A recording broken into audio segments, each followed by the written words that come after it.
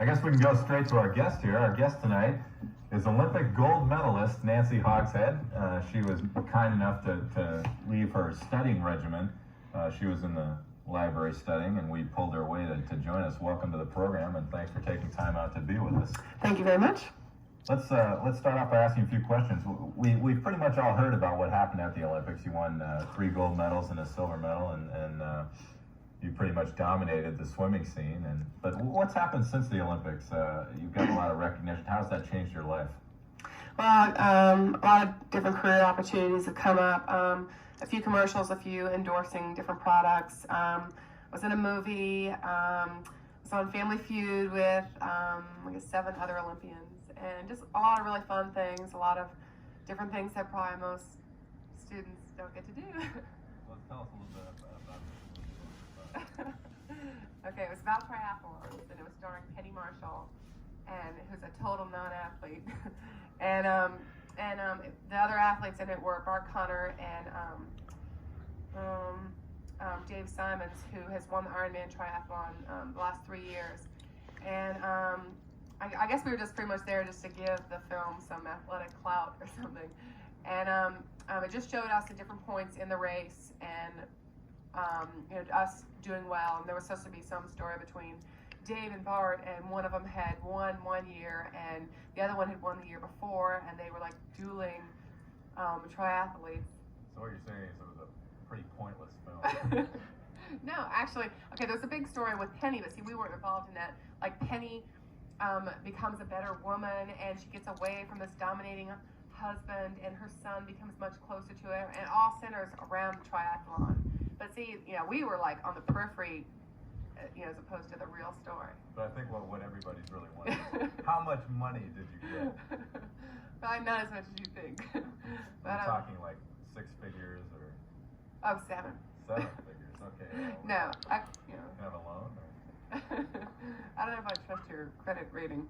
Okay, well, we'll get into that, right? Let's talk a little bit about your political views. You're a big Reagan fan. Yeah, Reagan. Yeah. You took part in the inaugural ball. You were what, the MC? Yeah, I was the MC at the inaugural ball. There were 7 balls held out throughout DC, and Reagan went to all of them. And I got to introduce Reagan and also introduce Bush. They came probably about 20 minutes apart, and it was a lot of fun. I was the one at the Air and Space Museum, and just got to introduce the bands, and they were all like real old time, like kind of the big band swing era bands, and I don't know, it was a lot of fun. Did you dance with Ron? Actually, no. You didn't dance? I would have loved to. You talk to him a lot, though, don't you? Yeah. What's he like? He's really nice. He's kind of like your grandfather. Really? Yeah. He's probably not like my grandfather. Let's talk a little bit about what career opportunities have come up for you since the Olympics that probably wouldn't have come up before. Well, my theatrical agent is really pushing me hard in that direction.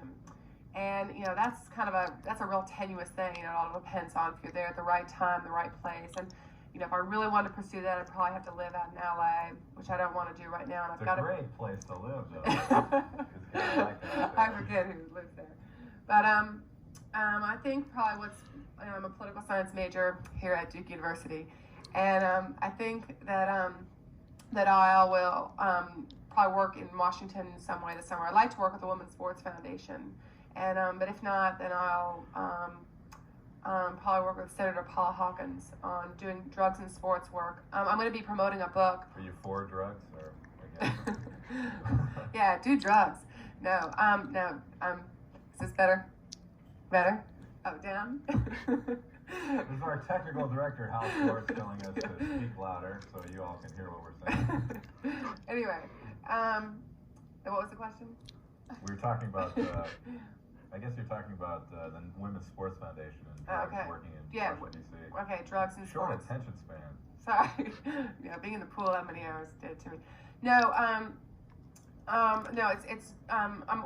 involved in this program where we're trying to get athletes to talk to inner city youth. And a lot of times the little kids will respect athletes much more than they will the traditional authority figures like policemen or whoever, because they can identify more with athletes.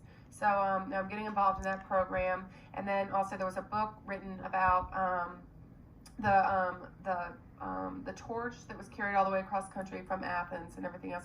So I'm going to help promote the book, and all the proceeds from the book go to Special Olympics. So that's another good thing. How does all this fit in with keeping your schoolwork up at Duke? A lot of fun. Seems like you're away an awful lot. I wonder Right. how you fit all this stuff in. Right. Well, you gotta love those airplanes. Actually, school's going really well. First semester, I really didn't take that hard of a course load, and so this semester I kind of bit off more than I can chew, and it's really hard this semester with academics, with everything else that I'm doing. But I've got to finish my degree. I mean, it's just imperative. And if I start not getting good grades and everything, that's just gonna, it's not gonna look good on my record. That's one thing, kind of a point that I have that I can sell myself with is, she's from Duke University with good GPA. So if I, start letting that slide, there goes my career. Now, being in the limelight, having everybody watch you after the Olympics, have you made any mistakes? Have you slipped up at all? Embarrassed yourself in public?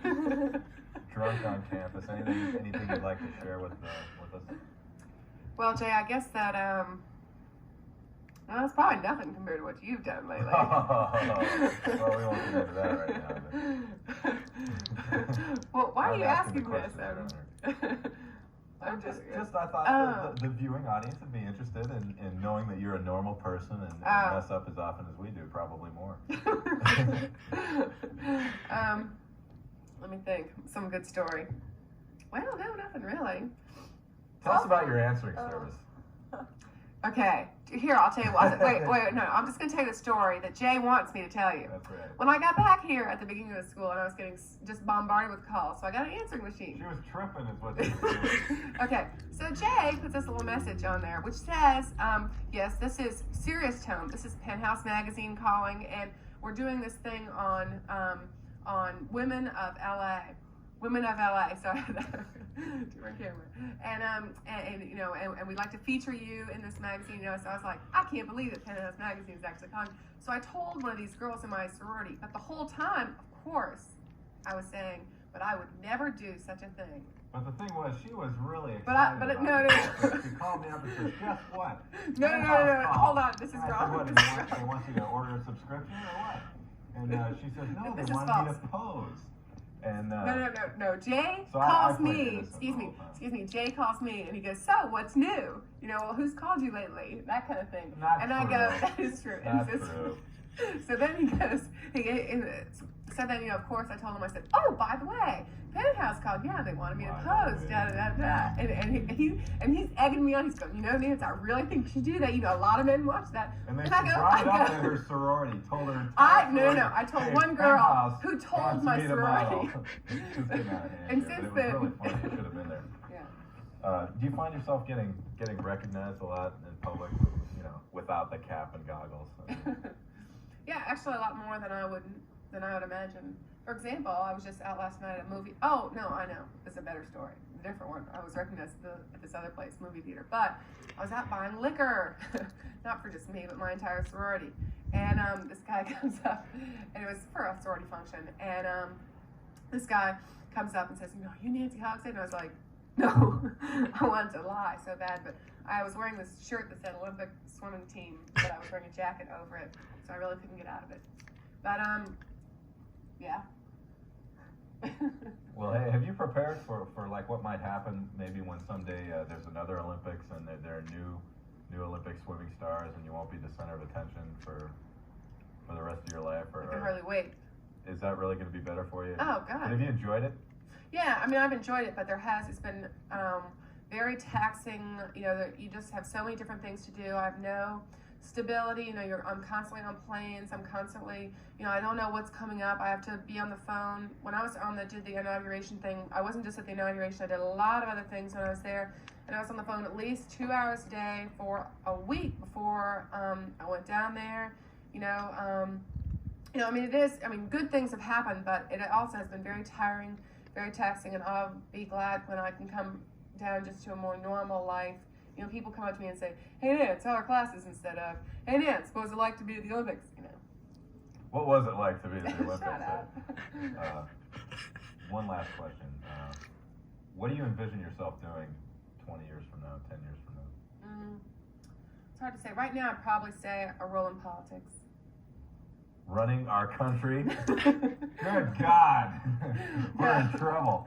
No, I doubt. I don't think I'd do an elected office. I think I'd more, represent, say, like women in sports, or to some facet with my athletic career behind me, that I can, take that into help other people who have been maybe in a similar situation, or a problem like.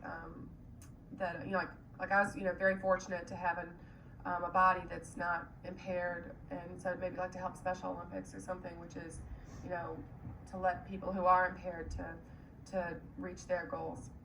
That's great. That was a really nice ending to this whole thing. Thank you. But we'll turn it over to Dee Dee now. I'd like to thank you for taking time out of your busy schedule to come be with us, and actually she begged to come be on the show. We all believe this. I think Dee Dee has a little bit of wrestling for us.